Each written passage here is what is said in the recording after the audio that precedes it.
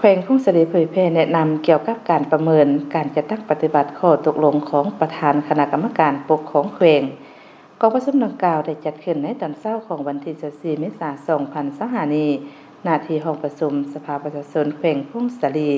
โดยการเป็นประธานของทานท้องศรีเสาสุริพรมรองเลขาพรรคแขวงประธานสภาประชาชนแขวงทุ่งเสลี่ให้เกียรติเข้าร่วมมีท่านปริญญาเอกไสนครอินทวงศ์รองเลขาพรรคแขวงของเจ้าแขวงทุ่งเสลี่เข้าร่วมในกองประชุมมีประธานคณะรับผิดชอบการสร้างนิติกรรมประธานหัวหน้าแผนกรองหัวหน้าแผนกประธานรองประธานหัวหน้าแขนงตลอดฮอดภาคส่วนที่เกี่ยวข้องภายในแขวงเข้าร่วมในกองประชุมท่านท้องศรีเสาสุริพรมประธานกองประชุมได้มีคำเห็นและเสนอจุดประสงค์พร้อมทั้งกล่าวเปิดกองประชุมอย่างเป็นทางการกองประชุมครั้งนี้ผู้เข้าร่วมได้รับฟังการเผยแพร่คู่มือการติดตามกวดกาการประเมินผลการจัดตั้งปฏิบัติข้อตกลงของคณะกรรมการปกครองแขวงเผยแพร่บางมาตราของกฎหมายว่าด้วยการสร้างนิติกรรมแนะนำเพิ่มเติมเกี่ยวกับการประเมินผลการจัดตั้งปฏิบัติข้อตกลงของเจ้าแขวงกองประชุมประธานยังได้เสนอคำถามเจาะจีมเกี่ยวกับการประเมินผลการจัดตั้งปฏิบัติข้อตกลงของเจ้าแขวงจำนวน3ฉบับเป็นต้นแม่นข้อตกลงว่าด้วยการสกัดกั้นปานและแก้ไขยาเสพติดอยู่แขวงทุ่งเสลี่ฉบับเลขที่1054คพลลงวันที่9พฤศจิกายน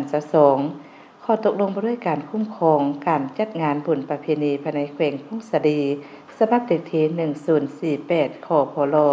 ลงวันที่8พฤศจิกายน2022ข้อตกลงเจ้าแขวงว่าด้วยการกำหนดราคาหัวหน่วยชดเชยผลกระทบ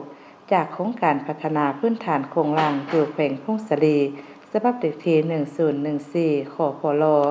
ลงวันที่28ตุลาคม2022จากนั้นผู้เข้าร่วมของประชุมได้ผลัดเปลี่ยนกันประกอบคำคิดคำเห็นแลกเปลี่ยนซึ่งกันและกันทั้งนี้ก็เพื่อติดตามกวดกาและสุขยุองค์การปกครองแขวงประเมินผลการจัดตั้งปฏิบัติข้อตกลงของเจ้าแขวงให้สำเร็จตามแผนการมีประสิทธิภาพและประสิทธิผลเพื่อให้บทสรุปตีราคาการประเมินผลการจัดตั้งปฏิบัติข้อตกลงของเจ้าแขวงที่จะนำมารายงานต่อกองประชุมคณะประจำสภาประชาชนแขวงและกองประชุมสมัยสามัญเทื่อที่9ของสภาประชาชนแขวงสุดที่2ให้มีไหนครบถ้วนสอดคล้องตามกฎหมายนิติกรรมใต้กฎหมายและแทดเหมาะกับสภาพเงื่อนไขตัวจริงเพื่อถอดถอนบทเรียนให้แก่การติดตามกวดกาการประเมินผลการจัดตั้งปฏิบัติข้อตกลงของเจ้าแขวงฉบับอื่นในต่อหน้า